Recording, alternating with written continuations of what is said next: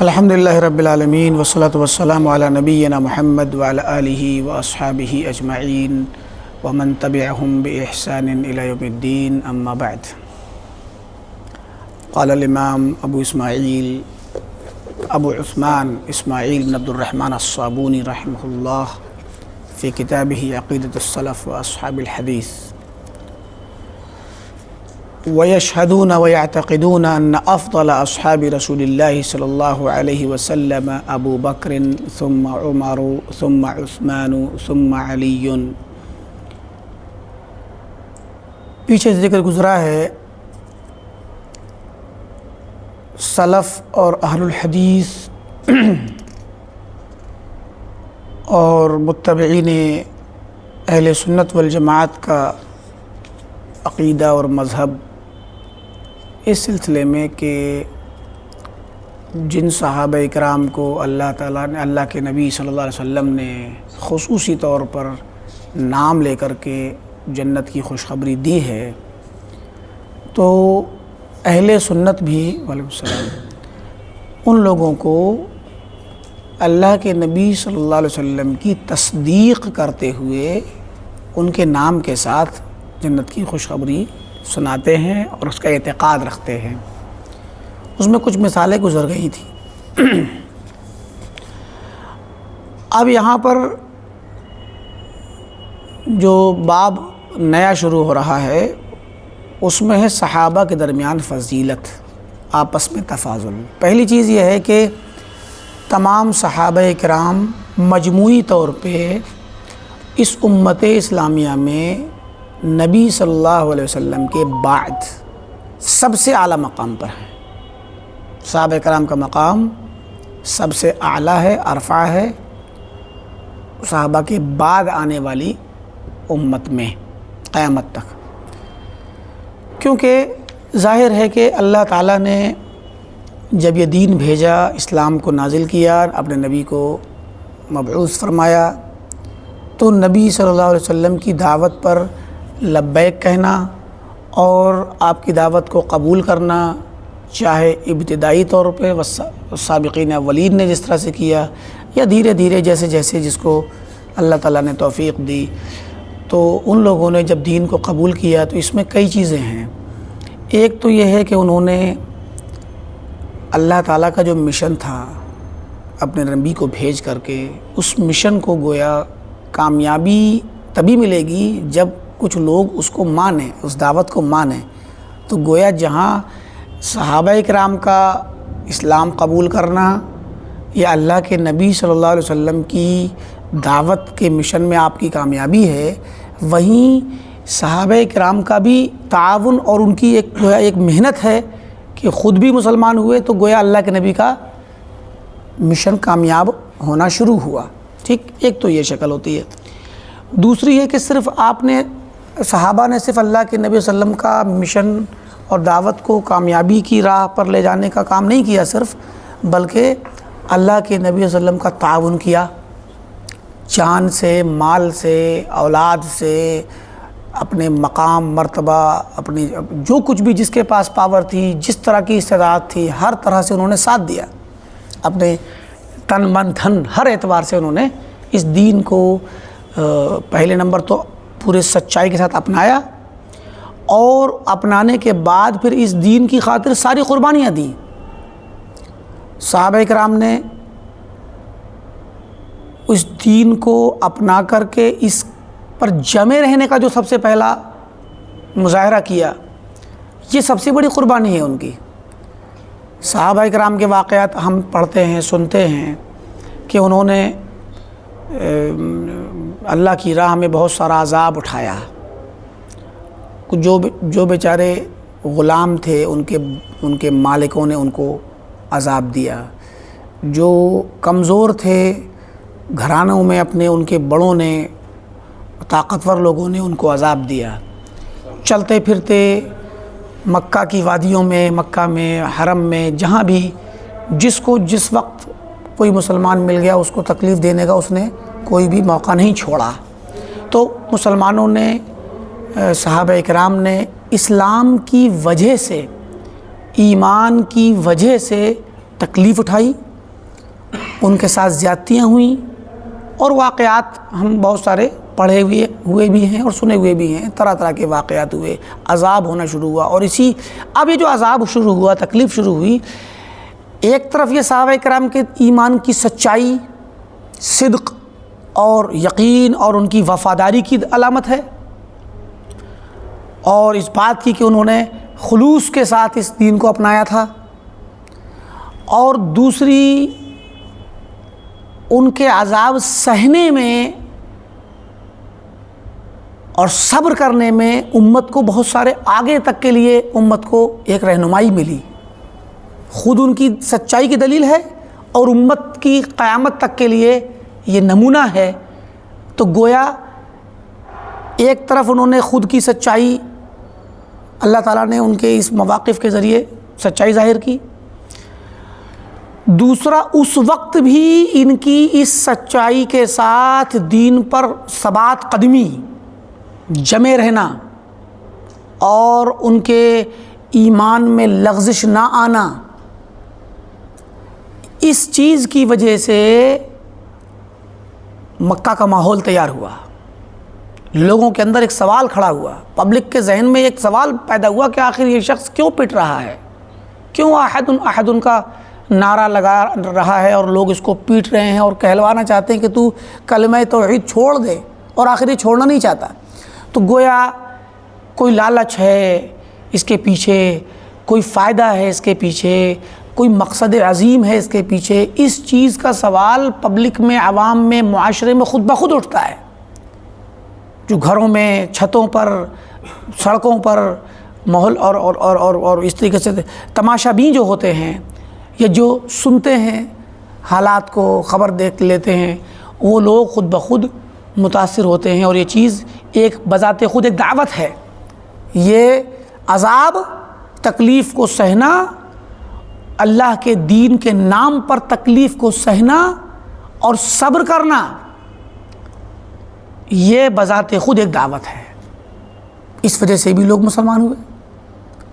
اور پھر قیامت تک کے لیے یہ ایک نمونہ بنا۔ صحابہ کرام کی زندگی سے ملنے والی ایک بہت بڑی رہنمائی ہے جو قیامت تک کے مسلمانوں کو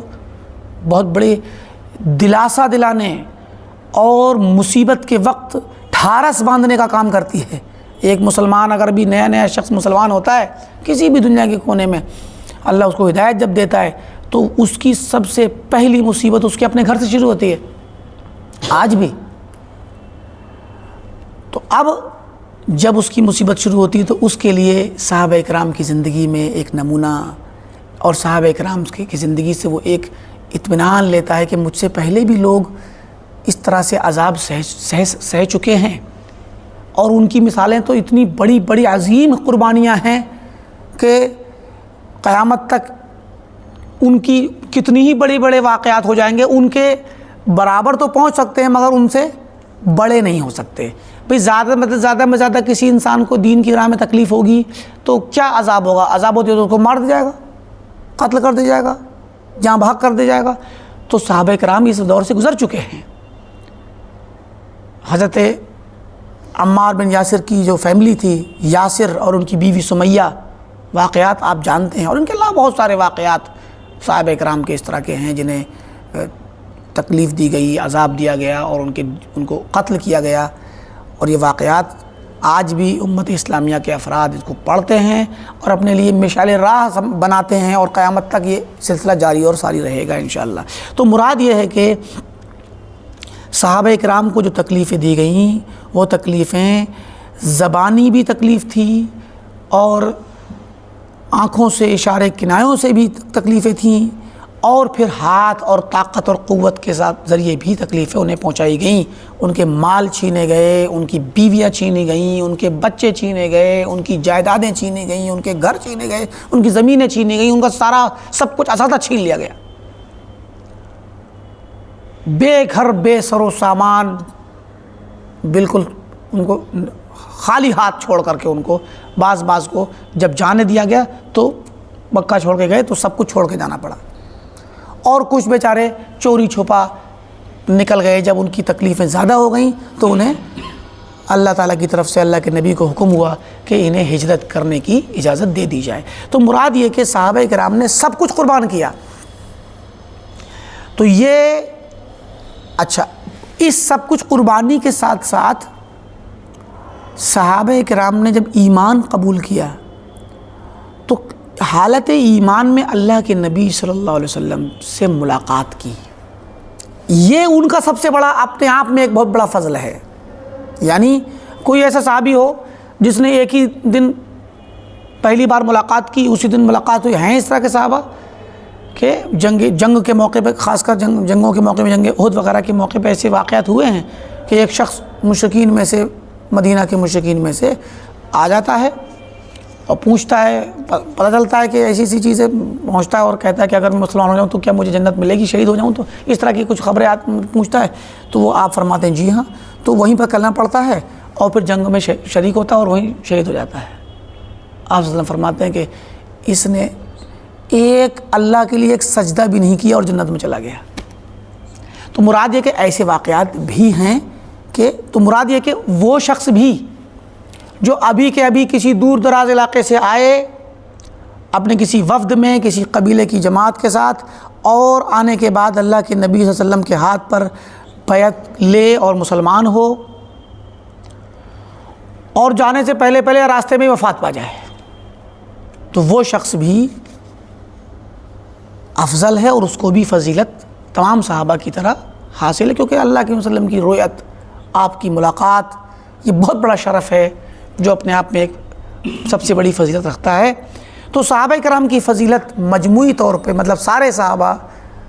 مجموعی طور پر ان کی جو فضیلت ہے، ایک فضیلت تو سب کی برابر ہے، وہ ہے صحبت،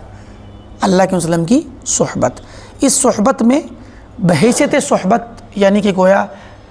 صحابی ہونا اور اس میں اللہ کے وسلم سے ملاقات کا شرف حاصل ہونا، اس شرف میں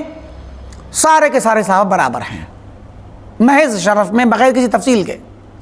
تو شرف صحابیت کے میں سب برابر ہیں اور اس وجہ سے وہ پوری امت سے افضل ہیں بلا شبہ۔ لیکن صحابہ کے درمیان گرچہ وہ ایک درجے میں ہے شرف صحابیت کے، لیکن اس درجے میں بھی تفاضل ہے، آپس میں فضیلت ہے، افضل ان کے بعد درجات ہیں، فضیلت کے درجات ہیں، کیونکہ ظاہر ہے کہ یہ درجات کئی اعتبار سے ہیں، سبقت کے اعتبار سے بھی ہیں کہ دین اسلام کی طرف سبقت لے جانے میں سب سے پہل جنہوں نے کی، یہ بھی پہل والے بھی سب درجات ہیں، پہل کرنے والے، اور دوسرے قربانیوں کے جذبات کے درجات ہیں، قربانیاں کس نے دیں، ایمان کی اصل سچائی اور حقیقت اور اس کی حرارت، ایمان کی حرارت کس کے دل میں کتنی زیادہ ہے، جذبہ ایمانی کس کا کتنا زیادہ مضبوط ہے، اللہ کے نبی صلی اللہ علیہ وسلم سے محبت اور اللہ کے نبی کی پیروی کا جذبہ کس کے پاس زیادہ ہے، دین اسلام کی خدمت کرنے کا جذبہ کس کے پاس زیادہ ہے۔ بہت سارے اعتبارات ہیں جن اعتبارات سے صحابہ میں تفاضل کیا گیا ہے، اور مطلب اس میں ادلہ بھی ہیں، شواہد ہیں، واقعات ہیں، تو اسی کے اعتبار سے صحابہ کے درمیان آپس میں تفاضل ہے۔ اور یہ تفاضل تو صحابہ کے انبیاء میں بھی ہے، نبیوں میں بھی اللہ نے بعض نبیوں پہ فوقیت دی ہے، اور ہمارے نبی صلی اللہ علیہ وسلم سارے نبیوں سے افضل ہیں، اور اس کے بعد بھی نبیوں کے درجات آپس میں ہیں۔ ان کے علاوہ قرآن کریم کی آیات، اللہ کا جو کلام ہے، پورا قرآن اللہ کا کلام ہے، اور کلام ہونے کے اعتبار سے پورا کا پورا کلام برابر درجے میں ہے بحیثیت صفت، لیکن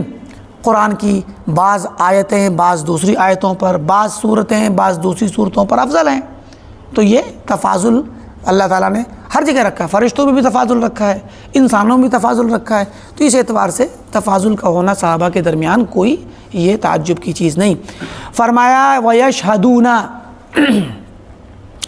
اہل الحدیث اس بات کی گواہی دیتے ہیں، وَيَعْتَقِدُونَ، اور اعتقاد رکھتے ہیں، کس بات کا؟ ان افضل اصحاب رسول اللہ صلی اللہ علیہ وآلہ وسلم، کہ اللہ کے نبی صلی اللہ علیہ وسلم کے صحابہ میں سب سے افضل کون ہے؟ ابو بکر، سب سے افضل ابو بکر ہیں، ثم عمر، پھر عمر بن خطاب رضی اللہ عنہ، ثم عثمان، پھر عثمان بن عفان، عثمان غنی رضی اللہ عنہ، ثم علی،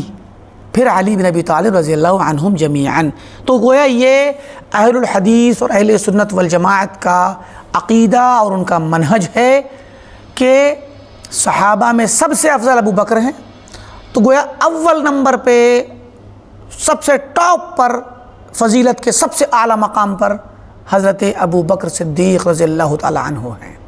ان کے بعد دوسرا درجہ نیچے اب نیچے کو آئیں گے درجات میں، تو حضرت عمر بن خطاب رضی اللہ تعالیٰ عنہ امیر المومنین کا ہے۔ حضرت عمر کے بعد عثمان غنی رضی اللہ عنہ کا درجہ ہے فضیلت میں اور شرف اور مقام میں،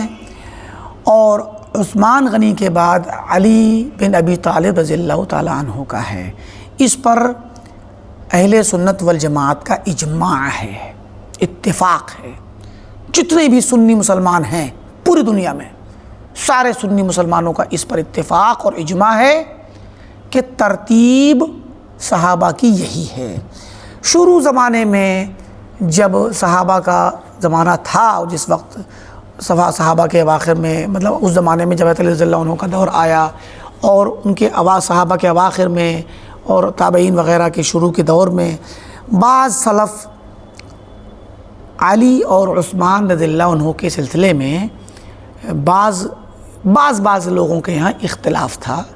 بعض لوگ حضرت علی رضی اللہ عنہ کو افضل سمجھتے تھے اور حضرت عثمان کو مفضول، یعنی علی کو تیسرے نمبر پہ اور عثمان کو چوتھے نمبر پہ رکھتے تھے۔ یہ بعض سلف کے یہاں بھی تھا، اور یہ اسی مسئلے سے عبداللہ بن سبا یہودی نے، جو یہودی تھا اصل میں، اسلام کا مظاہرہ کیا، مسلمان بن کے آیا، اس نے، عبداللہ بن سبا نے یہیں سے ایک راستہ نکالا تھا حضرت علی کو افضل قرار دینے کا، اور اسی نقطے سے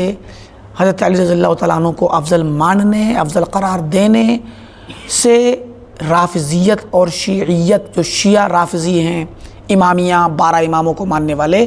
جو ایران کے اندر اس وقت قابض ہیں، جن کے ہاتھ میں خلافت، وہاں کی حکومت ہے، تو یہ جو رافضی امامی شیعہ ہیں، ان لوگوں کا اصل اختلاف ابتدائی شکل میں یہ تھا۔ تشیع کا لفظ اس وقت شروع زمانے میں، جو بالکل شروع میں جو استعمال ہوا، وہ ابتدائی طور پہ علی رضی اللہ تعالیٰ عنہ کو حضرت عثمان پر افضلیت دینے کا، فوقیت دینے کا مسئلہ شروع ہوا تھا۔ پھر دھیرے دھیرے اسی میں غلو ہونا شروع ہوا، اس میں دھیرے دھیرے لوگوں نے افراط اور تفریط سے کام لینا شروع کیا۔ پھر دھیرے دھیرے تو جو سلف تھے ان کے یہاں صرف محض اتنا تھا کہ وہ ترتیب میں، فضیلت میں، بھئی دیکھیے جو مطلب صاحب علم ہو، صاحب بصیرت ہو، صاحب مقام و مرتبہ ہو، اور خاص کر معاصر لوگ ہوں، ایک درجے کے، ایک ہی زمانے کے، تو ایک ہی زمانے کے لوگ کبھی کبھار ایک دوسرے کی فضیلت میں کسی خاص نقطۂ نظر سے کوئی کسی کو افضل قرار دے سکتا ہے، لیکن اس کے باوجود سلف کی اکثریت، بلکہ بعض جگہوں پہ تو اتفاق پہلے سے تھا کہ حضرت عثمان افضل ہے۔ آپ لوگ جانتے ہوں گے جب حضرت عمر بن خطاب رضی اللہ تعالیٰ عنہ نے وفات سے پہلے 6 لوگوں کے درمیان ایک کمیٹی بنا دی، 6 لوگوں کی، کہ میرے بعد خلیفہ کون بنے گا، میں 6 لوگوں کے نام دے رہا ہوں، ان لوگوں میں سے آپس میں مشورہ کر کے کسی کو بھی بنا لیں، ٹھیک۔ تو ان 6 لوگوں میں آخری طور پر دھیرے دھیرے جب لوگوں نے ہٹنا شروع کیا، عبد الرحمن بن عوف سب سے پہلے آگے بڑھے، انہوں نے کہا کہ میں سب سے پہلے اپنے آپ کو خلافت کے عہدے سے دور کرتا ہوں۔ تو پھر دھیرے دھیرے لوگوں نے تنازل کیا کہ جب تک اپنے آپ کو پیچھے نہیں کریں گے تو پھر کام کیسے چلے گا، تو کسی ایک کو لینا ہے، 6 میں سے 5 کو تو پیچھے ہٹنا پڑے گا۔ تو جب دھیرے دھیرے ہٹنا شروع ہوئے تو آخر میں 2 لوگ بچے، ایک حضرت عثمان اور دوسرے علی۔ اب ان 2 لوگوں میں سے کس کو بنانا ہے یہ فیصلہ کرنا تھا، اور عبد الرحمن بن عوف رضی اللہ تعالیٰ عنہ کو ذمہ داری دے دی گئی کہ آپ اپنے ثوابدید پر اور لوگوں سے مشورہ کر کے اور رائے لے کے اور سوچ سمجھ کے فیصلہ کریں گے۔ ان کے ہاتھ میں دے دیا گیا تھا معاملہ کہ آپ فیصلہ کریں گے۔ جس دن حضرت عثمان رضی اللہ عنہ کے ہاتھ پہ بیعت کی گئی، اس دن جب اجتماع ہوا پورے اہل مدینہ کا، جب بڑے بڑے ذمہ داران کا اور بڑے بڑے صحابہ کا، تو عبد الرحمن بن عوف نے تقریر کی اور کہا، بلکہ وہ پچھلی 1-2 راتوں سے سوئے بھی نہیں تھے،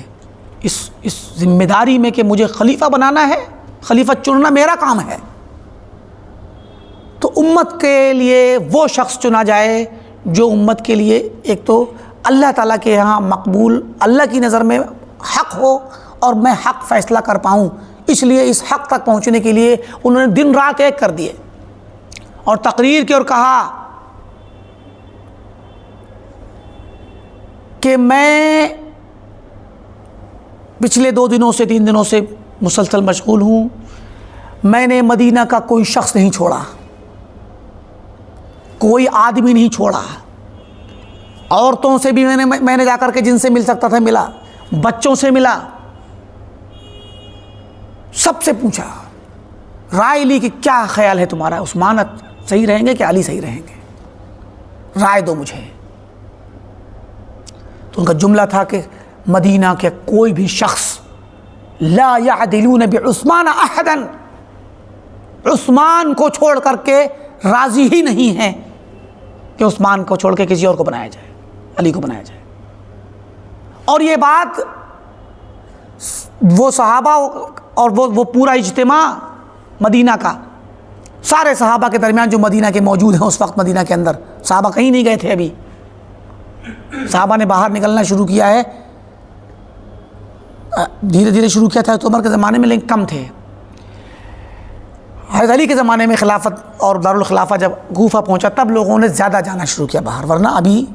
حضرت عمر کے زمانے میں مدینہ میں زیادہ تعداد میں صحابہ تھے، بڑے بڑے کبار صحابہ کے سامنے یہ اعلان کر رہے ہیں عبد الرحمن بن عوف کہ میں نے مدینہ کا کوئی شخص نہیں چھوڑا، اور وہ حضرت عثمان پر فضیلت فوقیت دینے کو راضی ہی نہیں ہیں کہ علی کو فوقیت دے دیں، لہٰذا انہوں نے کہا کیا عثمان آؤ میں تمہارے ہاتھ بیعت کرتا ہوں۔ تو یہ اجماع تھا اہل مدینہ کا کہ عثمان افضل ہیں علی کے مقابلے میں۔ اور اب دیکھیے الگ الگ شخصیت کے اعتبار سے جو فضائل آئے ہیں، احادیث آئی ہیں، بلا شبہ حضرت علی کی فضیلت میں بہت ساری احادیث ہیں، حضرت عثمان کی فضیلت میں بھی احادیث ہیں، لیکن مسئلہ صرف فضیلت کی احادیث اور واقعات کی کثرت اور قلت کا نہیں ہے، مسئلہ اس بات کا بھی ہے کہ امت کو اور صحابہ اکرام خصوصی طور پہ صحابہ کو اللہ تعالیٰ کی طرف سے جو ایک توفیق ہوئی اور امت نے جس شخص کو مقدم کرنے آگے بڑھانے پر اجماع کیا، اور اجماع جو ہے جب اتفاق ہوتا ہے تو اتفاق اور اجماع، خاص کر صحابہ کے زمانے کا اجماع، یہ دلالت کرتا ہے اس بات پر کہ یہ اجماع کتاب و سنت کے مطابق ہے، صحابہ کی فہم ہے، اللہ کی توفیق ہے۔ لہٰذا حضرت عثمان رضی اللہ عنہ کے فضائل کو بھی اگر آپ دیکھ لیں، حضرت عثمان رضی اللہ عنہ کے فضائل نے موٹی موٹی کچھ چیزیں دیکھی آپ۔ صلح حدیبیہ کے موقع پہ جب بیعت رضوان ہوئی، کس کی وجہ سے ہوئی تھی؟ حضرت عثمان کی وجہ سے۔ حضرت عثمان رضی اللہ عنہ کو بھیجا گیا تھا کہ آپ جا کے بات کیجئے مکہ والوں سے، وہ گئے لیکن لوٹنے میں دیر ہو گئی، خبر پھیل گئی کہ عثمان کو انہوں نے قتل کر دیا ہے۔ تو ایلچی جو بھیجا جاتا ہے یا جو قاصد بھیجا جاتا ہے یا امبیسڈر جو بھیجا جاتا ہے یا اس طرح کے ڈیلیگیشن جو جاتے ہیں گورنمنٹ کے، پرانے ہمیشہ کی تاریخی دور میں زمانہ جاہلیت سے یہ نظام رہا کہ کسی ایلچی کو یا کسی ڈیلیگیشن میں آئے ہوئے 1 یا 2 فرد کوئی بھی ہو، کتنا ہی سخت بول دے آ کر کے، مگر اس کو وفد کو، سرکاری وفد کو مارا نہیں جاتا ہے، قاصد کو یا کسی سفیر کو نہیں مارا جاتا کہ ہمارے دشمن کا نمائندہ آیا اس کو ہی قتل کر دو، ایسا کوئی نہیں کرتا۔ یہ انسانیت کا اس پر اتفاق ہے اس بات پر، اور اگر کوئی کرتا ہے تو ایسا وہ بہت بڑا انسانی مجرم کہلاتا ہے، اور اس کے بعد سارے انسانوں کی قبائل اور ساری جماعتیں اور سارے ممالک اس کے خلاف ایکشن لیتے ہیں اور سب اتفاق کر لیتے ہیں۔ عموماً ایسا تاریخ میں رہا ہے۔ عثمان غنی رضی اللہ عنہ کے بارے میں جب خبر پھیلی تو نبی صلی اللہ علیہ وسلم نے صحابہ اکرام کو اکٹھا کیا اور کہا کہ یہ تو بہت بڑا جرم کیا ان لوگوں نے، اب ہم عثمان کا بدلہ لیں گے، عثمان کا بدلہ لیں گے، بیعت کرو میرے ہاتھ پہ، جان دینے کی بیعت کرو، جان قربان کریں گے، چاہے کچھ بھی ہو جائے، آخری سانس تک لڑیں گے۔ صحابہ اکرام نے، حالانکہ وہ اس وقت پورے طور پر ہتھیاروں سے بھی لیس نہیں تھے، بہت زیادہ جنگ کے مقصد سے آئے ہی نہیں تھے، حدیبیہ کے موقع پہ تو عمرہ کرنے کے لیے آئے تھے، تو جنگ کے مقصد تھا ہی نہیں، لیکن اس کے باوجود 1400 صحابہ اکرام کی جماعت اور پورے مکہ والوں سے لڑنے کے لیے، پورے شہر سے لڑنے کے لیے بیعت کر لی۔ اللہ کے نبی صلی اللہ علیہ وسلم کے فرمان پر، آپ کے ایک حکم پر سارے لوگوں نے اپنی جان آپ کے سامنے پیش کر دیا، رسول اللہ آپ کے ہاتھ پہ بیعت۔ رسول اللہ صلی اللہ علیہ وسلم نے اپنے ہاتھ پہ بیعت لی اور اس کے بعد حضرت عثمان کی طرف سے آپ نے اپنا بایاں ہاتھ رکھا کہ یہ میں عثمان کی طرف سے بیعت کر رہا ہوں۔ کتنی بڑی فضیلت ہے، عثمان رضی اللہ عنہ کی طرف سے آپ نے کہا کہ عثمان اگر ہوتے تو وہی بیعت کرتے، تو ان کی طرف سے میں بیعت کر رہا ہوں۔ ٹھیک، یہ ایک فضیلت اور شرف حضرت عثمان کو ملا۔ جنگ بدر کے موقع پر عثمان غنی رضی اللہ عنہ جنگ بدر میں شریک نہیں ہو سکے تھے، چونکہ آپ صلی اللہ علیہ وسلم کی بیٹی، ایک بیٹی جو حضرت عثمان کے عقد میں 2 بیٹیاں تھیں آگے پیچھے، رقیہ اور ام کلثوم، تو اس وقت بالضبط ہمیں ذہن میں استحضار نہیں رہ گیا کہ کون سی بیٹی تھی جنگ بدر کے موقع پہ، تو کوئی بیٹی آپ کی جو آپ کی حضرت عثمان کی بیوی تھیں، زوجہ تھیں، وہ بیمار تھیں، تو ان کی بیماری میں تیمارداری کے لیے اللہ کے وسلم نے ان کو روک دیا تھا۔ وہ جانا چاہتے تھے بدر میں آپ کے ساتھ، لیکن آپ نے حضرت عثمان کو روک دیا کہ نہیں، تم اپنی بیوی کا خیال رکھو، وہ بیمار ہے، وہ آپ کی بیٹی بھی تھی، اس لیے آپ نے ان کا خیال رکھا۔ چونکہ ان کا پورا ارادہ تھا نکلنے کا اور انہوں نے آپ سے اجازت مانگی تھی، میں یا رسول اللہ چلنا چاہتا ہوں، تو آپ نے روک دیا تھا۔ کیا ہوتا ہے، بیٹی کا اور ان کی بیوی کا انتقال ہو جاتا ہے، خیر بعد میں انتقال ہو گیا۔ بدر کی غنیمت جب بانٹی گئی تو عثمان غنی کو بھی غنیمت کا حصہ دیا گیا۔ کیوں؟ کیونکہ عثمان غنی بدر کی جنگ میں آنا چاہتے تھے، اللہ کے نبی نے خود روکا تھا کہ تم رک جاؤ۔ گویا یہ بندہ مجاہدین میں شمار ہے، لیکن خلیفہ نے یا جو امیر المومنین اور نبی ہیں آپ صلی اللہ علیہ وسلم، امام ہیں امت کے، تو امام وقت نے گویا اپنے خصوصی حکم سے روک دیا تھا۔ تو اب عثمان رضی اللہ غنی جب رکے جنگ بدر سے، تو جنگ بدر سے بھاگ کر نہیں رکے، یہ بے رغبتی میں یا ڈر کر کے یا ایسے ہی، بلکہ آپ کو امام مسلمین اللہ کے وسلم نے روک دیا۔ تو اسی لیے آپ نے جب ان کے جذبے کو دیکھا اور اپنے حکم کو لاتے ہوئے آپ نے ان کو حصہ دیا۔ اتفاق دیکھیے، یہ بھی ان مسائل میں سے ہے، اعتراضات میں سے، جو اعتراضات ان ظالموں نے کیے تھے حضرت عثمان کے خلاف، جو لوگ اکٹھے ہو گئے تھے نوجوان لوگ، اور انہوں نے کہا تھا باغیوں نے کہ آپ نے جنگ بدر میں شرکت کیوں نہیں کی؟ سارے لوگوں نے کیا، آپ نے کیوں نہیں کی؟ تو حضرت عثمان نے کہا بھائی میں تو جا رہا تھا، مجھے اللہ کے نبی نے روکا تھا، اور آپ کی بیٹی بیمار تھی، میری بیوی تھی وہ، تو اس کی تیمارداری کے لیے آپ نے روکا، اور پھر مجھے جنگ بدر میں شریک مانا گیا، مجھے جنگ بدر کی غنیمت میں حصہ دیا گیا۔ تو یہ بھی ایک فضیلت ہے، حضرت عثمان کی بڑی اہم فضیلت ہے کہ ایک مجاہد کو شریک نہ ہو کر کے بھی ان کو غنیمت کا حصہ دیا گیا، گویا ان کو شریک مانا گیا جنگ بدر میں۔ اس کے علاوہ آپ کی ایک بیٹی کا انتقال ہوا، پھر آپ نے دوسری بیٹی عقد میں دے دی، 2 بیٹیوں میں سے پھر دوسری کا بھی انتقال ہو گیا، تو آپ نے کیا فرمایا؟ اگر میرے پاس ایک اور بیٹی ہوتی تو میں عثمان کو دے دیتا۔ عثمان غنی رضی اللہ عنہ کی فضیلت کے بہت سے واقعات ہیں، یہ تو ہم نے مثال کے طور پر پیش کر دیے۔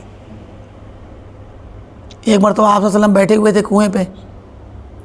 تو آپ کا ازار، آپ کی جو تہبند تھا وہ تھوڑا سا ہٹا ہوا تھا، آپ کی ران دکھ رہی تھی۔ ابو بکر صدیق رضی اللہ عنہ آئے، آ کر بیٹھ گئے، آپ نے کپڑا نہیں سمیٹا۔ عمر فاروق رضی اللہ عنہ آئے، آ کے بیٹھ گئے، آپ نے کپڑا نہیں سمیٹا۔ عثمان غنی آئے، آپ نے فوراً کپڑا سمیٹ لیا۔ پوچھا گیا یا رسول اللہ آپ نے ایسا کیوں کیا؟ تو آپ نے فرمایا الا استحیی ممن تستحی منہ الملائکہ، کیا میں اس شخص سے شرم نہ کروں جس سے فرشتے بھی شرماتے ہیں؟ عثمان غنی رضی اللہ تعالیٰ عنہ کی یہ فضیلت ہے۔ اس کے علاوہ بہت ساری فضیلتیں ہیں۔ آپ صلی اللہ علیہ وسلم نے جنگ تبوک کے موقع پر کہا کہ من جہز جیش العسرہ فلہ الجنہ،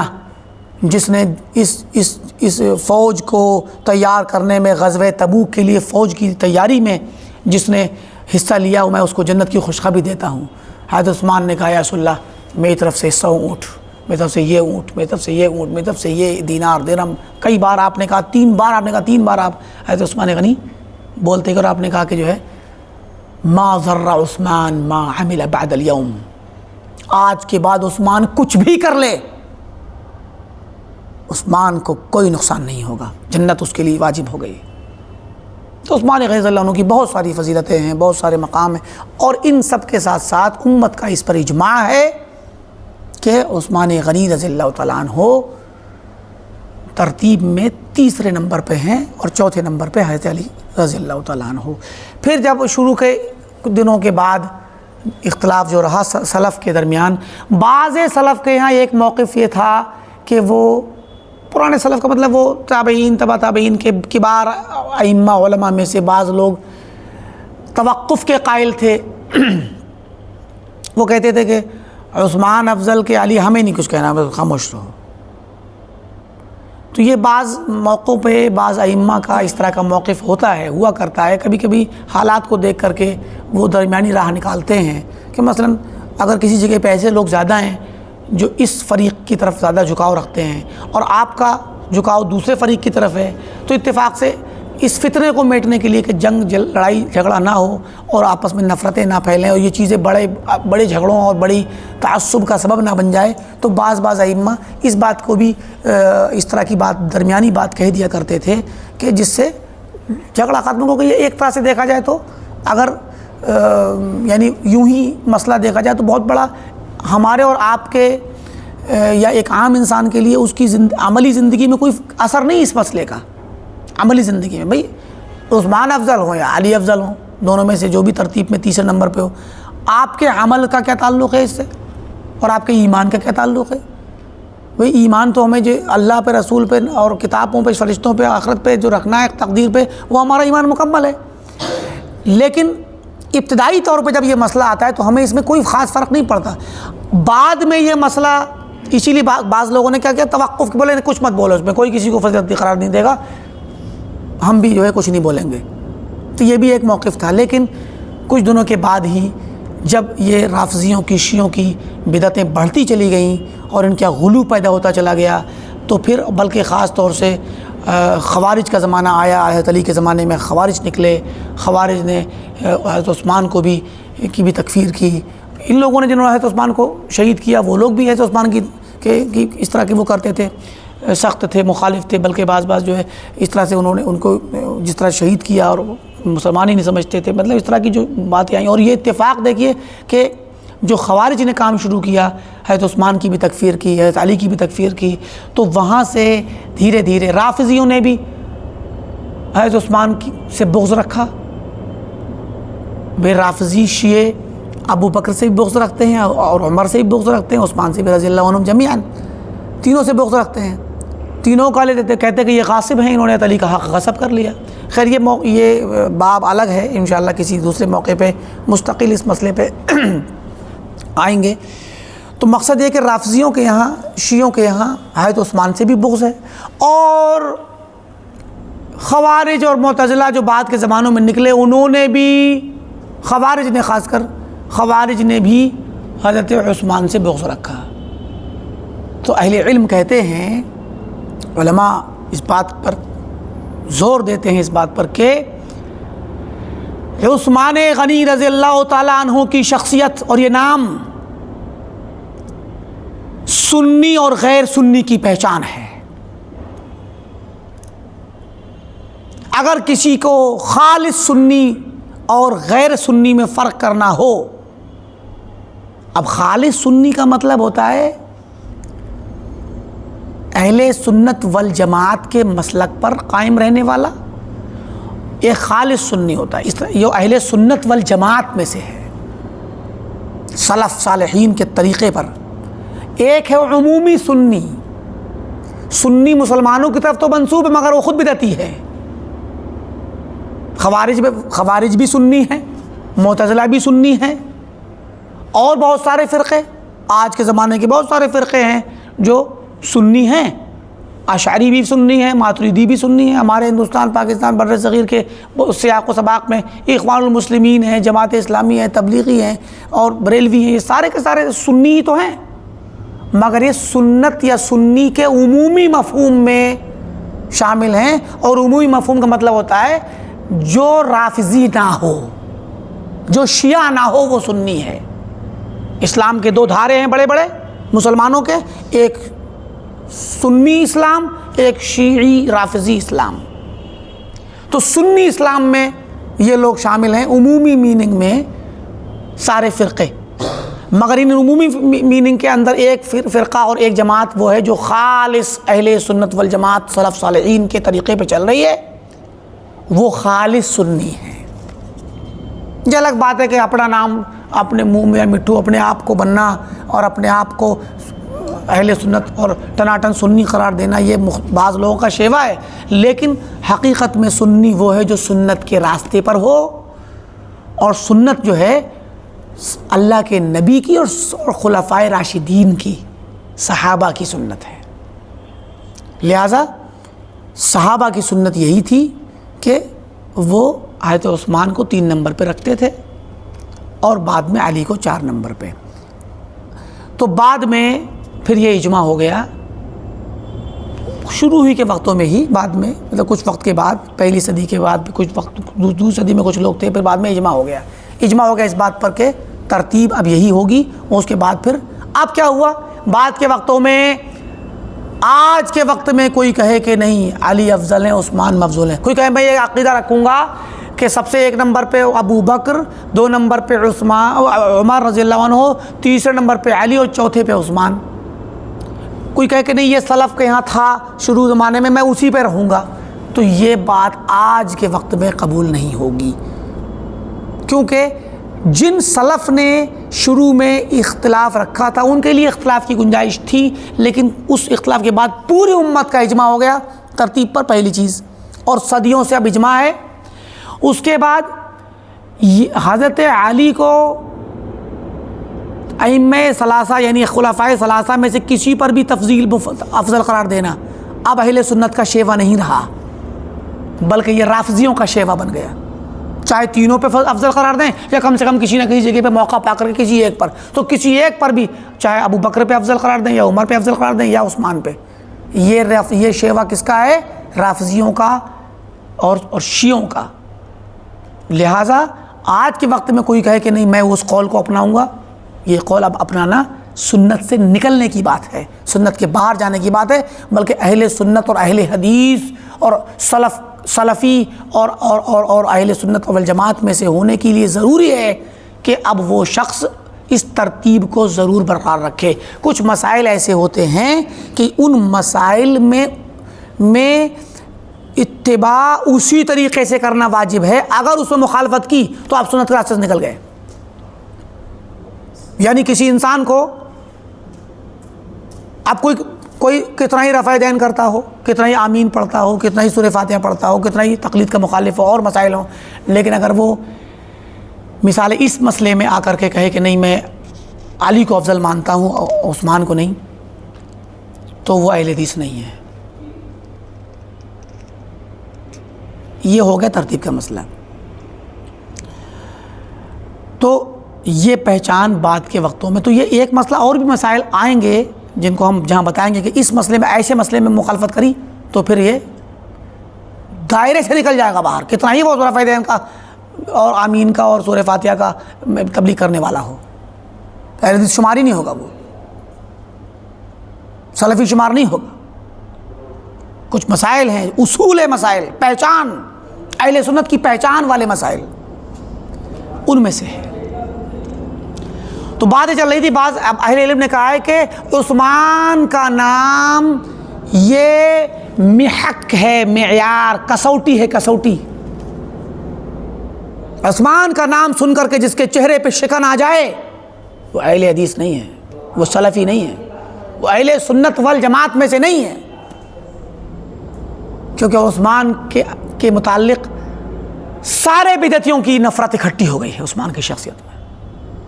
عثمان سے محبت صرف خالص اہل حدیث ہی کر سکتا ہے، خالص سلفی کرے گا، خالص اہل سنت والجماعت کا فرد عثمان غنی سے محبت کرے گا اور ان کو افضل قرار دے گا، ان کا دفاع کرے گا۔ اور عثمان غنی پہ زبان درازی کرنے والا شخص اہل حدیث تو کیا اہل سنت کے دائرے سے خارج ہے، وہ رافضہ کے اس میں جا کے ٹھہرے گا، رافضی شیعوں کے دھڑے میں جائے، کیونکہ اہل سنت کی علامت ہے حضرت عثمان سے محبت، یہ اجماع ہے اہل سنت کا۔ فرمایا وَأَنَّهُمُ الْخُلَفَاءُ الرَّاشِدُونَ، اور یہ چاروں کے چاروں ابو بکر، عمر، عثمان، علی، یہ چاروں کے چاروں یہی خلفائے راشدین ہیں جن کے بارے میں حدیث میں آیا تھا کہ علیکم بسنتی و سنت الخلفاء الراشدین۔ تو خلفائے راشدین رشد و ہدایت پر قائم، ہدایت یافتہ خلفاء، ہدایت پر برقرار، ہدایت پر چلنے والے، الذین ذکر رسول اللہ صلی اللہ علیہ وسلم خلافتہم بقولہ، جن کی خلافت کا ذکر اللہ کے نبی صلی اللہ علیہ وسلم نے فرمایا تھا اپنے فرمان سے، جس کو سعید بن جہمان نے سفینہ رضی اللہ تعالیٰ عنہ سے نقل کیا ہے۔ کہتے ہیں کہ الخلافۃ بعدی 30 سنہ۔ سفینہ اللہ علیہ وسلم کے غلام تھے، مولا رسول اللہ علیہ وسلم، انہوں نے حدیث بیان کی ہے کہ الخلافۃ بعدی 30 سنہ،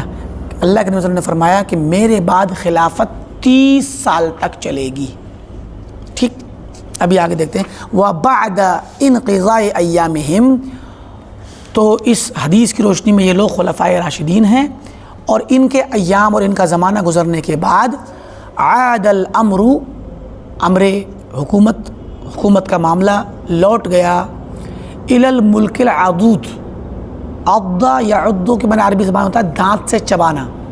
تو ملک العضود کا مطلب ہوا ایسا ملک و ایسی بادشاہت جو دانت سے چبانے والی ہو، یا ایسی بادشاہت جو دانت سے پکڑی جانے والی ہو۔ اب اس کی وضاحت کریں گے انشاءاللہ۔ تو علی ما اخبر عنہ الرسول صلی اللہ علیہ وآلہ وسلم، کہ جس طریقے سے اللہ کے نبی صلی اللہ علیہ وسلم نے خبر دی تھی، وہ حدیث ہے ایک نعمان بن بشیر رضی اللہ عنہ روایت کرتے ہیں حذیفہ رضی اللہ عنہ سے، کہ حذیفہ بن یمان نے فرمایا، حدیث ہے، قال رسول اللہ صلی اللہ علیہ وسلم، اللہ کے نبی صلی اللہ علیہ وسلم نے فرمایا تکون النبوۃ ما شاء اللہ فیکم ان تکون، کہ تمہارے درمیان نبوت رہے گی، میں نبی ہوں، میں نبی تمہارے درمیان زندہ رہوں گا، نبوت رہے گی، ما شاء اللہ ان تکون، جب تک اللہ تعالیٰ چاہے گا نبوت کی ذمہ داری رہے گی، نبوت رہے گی۔ ثم یرفعها اذا شاء ان یرفعها، پھر اللہ تعالیٰ اس نبوت کو اٹھا لے گا جب چاہے گا اٹھانا۔ ثم تکون خلافۃ علی منہاج النبوہ، پھر خلافت آئے گی اسی نبوت کے طریقے پر، نبوت کے طرز پر خلافت آئے گی۔ فتکون ما شاء اللہ ان تکون، تو پھر جب تک اللہ چاہے گا تب تک وہ رہے گی۔ ثم یرفعها اذا شاء ان یرفعها، پھر اللہ تعالیٰ اس خلافت نبوت کو، نبوت کے طریقے پر چلنے والی خلافت کو اٹھا لے گا جب اٹھانا چاہے گا۔ ثم تکون ملکا عاضا، پھر یہ خلافت تبدیل ہو کر کے ملک میں تبدیل ہو جائے گی، ملوکیت اور بادشاہت میں، اور یہ بادشاہت ہوگی عاضا، دانت سے چبانے والی یا چبائی جانے والی۔ کس طرح پھر بتاتے ہیں، ابھی اس وضاحت کریں گے کہ جب تک اللہ چاہے گا، پھر جب اللہ اس کو اٹھانا چاہے گا تو اس کو اٹھا لے گا۔ پھر اس کے بعد آگے مزید حدیث کے الفاظ ثم تکون ملکا جبریہ، پھر یہ بادشاہت جو دانت سے چبانے والی ہوگی وہ آگے چل کر کے ظلم و ستم، جبر اور قہر والی بادشاہت میں تبدیل ہو جائے گی۔ ثم فتکون ما شاء اللہ ان تکون ثم یرفعها اذا شاء اللہ یرفعها، پھر جب تک اللہ چاہے گا وہ مسلمانوں میں اور اس امت میں برقرار رہے گی، اور پھر جب اللہ چاہے گا اس کو اٹھا لے گا۔ ثم تکون خلافۃ علی منہاج النبوہ، پھر اس کے بعد پھر خلافت آئے گی نبوت کے طریقے پر۔ تو یہ روایت ہے امام احمد کے یہاں اور مسند طیالسی وغیرہ میں، اور اس کی اسناد کو لوگوں نے حسن قرار دیا ہے، شارحین نے اور محققین نے۔ اس میں جو ملکن عابدن کا لفظ ہے کہ خلافت کے بعد جو ملوکیت اور بادشاہت آئے گی وہ دانت سے چبانے والی ہوگی، اس کی وضاحت میں علماء نے کہا ہے کہ عبد یا عد میں دانت سے چبانا ہوتا ہے، تو اس میں دونوں طرح کے مفہوم ہیں۔ ایک تو یہ کہ یہ گویا لوگوں پر زیادتیاں کرے گی، اس بادشاہت میں زیادتی ہوگی، اور کیا نام ہے ظلم بھی ہوگا۔ ظاہر ہے بادشاہت کے اندر جو کہ یک طرفہ ایک شخص کا حکم چلتا ہے تو اس میں ظلم آئے گا۔ اور دوسرا معنی اس کا یہ ہے کہ دانت سے چبانے والی، مطلب گویا اس کو دانت سے پکڑے رہیں گے، جان نہیں دیں گے اپنے اندر سے، گویا جس نے پکڑ لیا ایک بار وہ اپنے اندر پکڑے رہے گا اور چھوڑے گا نہیں، اور وہ گویا دوسرے لفظوں میں پھر اسی کے گھر میں اسی کے گھرانے میں رہے گی اور وہ پکڑے رہیں گے، دانت سے چھوڑیں گے نہیں۔ یہ بھی ایک مفہوم ہے۔ تو لیکن جو زیادہ تر مفہوم لوگوں نے پیش کیا ہے وہ یہ کہ اس ملک میں ملوکیت میں اور بادشاہت میں ظلم رہے گا، اور اس کی مثالیں دی ہیں۔ بھئی ظاہر ہے کہ خلافت بنی امیہ میں حجاج بن یوسف کا زمانہ آیا اور اس میں بہت ظلم ہوا، سمجھے کہ نہیں، اور پھر حجاج بن یوسف اور ان کے بعد بہت سارے، بلکہ بنی امیہ میں مستقل کچھ نہ کچھ واقعات رہے جن میں ظلم و ستم کے واقعات بھی ہیں بعض بادشاہوں کے۔ پھر بنی عباس کا دور آیا، اس میں مسلمانوں کی بہت زیادہ قتل و غارت کری ہوئی۔ تو اچھا آخر میں اب دیکھیے خلافت نبوت کے جانے کے بعد، اللہ کے نبی کے جانے کے بعد خلافت آئے گی، خلافت کے بعد بادشاہت آئے گی دانت سے چبانے والی، گویا ظلم کرے گی، دانت سے چبائے گی، ظلم کرے گی، اور اس کے بعد بادشاہت آئے گی جبر والی، قہر والی، وہ فی ہے فرمایا کہ ملکن جبریہ، بعض باتوں میں کہ ثم یکون ملکن و جبروت، جبر و قہر ہوگا، ظلم و ستم کی انتہا ہوگی، وہ والی بادشاہت آئے گی۔ گویا یہ پہلے والی جو بادشاہت ہے یہ ظلم و ستم میں کم ہوگی اپنے بعد والے کے مقابلے میں۔ اس کے بعد فرمایا جو ہے پھر دوبارہ سے لوٹے گی خلافت علی منہاج النبوہ، نبوت کے طریقے کی خلافت۔ بعض علماء نے اس خلافت دوبارہ سے لوٹنے والی خلافت کو مثال دے کے بلکہ تعیین کر دی، کہا کہ یہ خلافت گویا یہ حدیث بنی امیہ ہی میں آ کر کے منطبق ہو جاتی ہے کہ سب سے پہلے جو بادشاہت آئی وہ معاویہ رضی اللہ تعالیٰ عنہ کے ذریعے شروع ہوئی، اور اس کے بعد ان کے بیٹے میں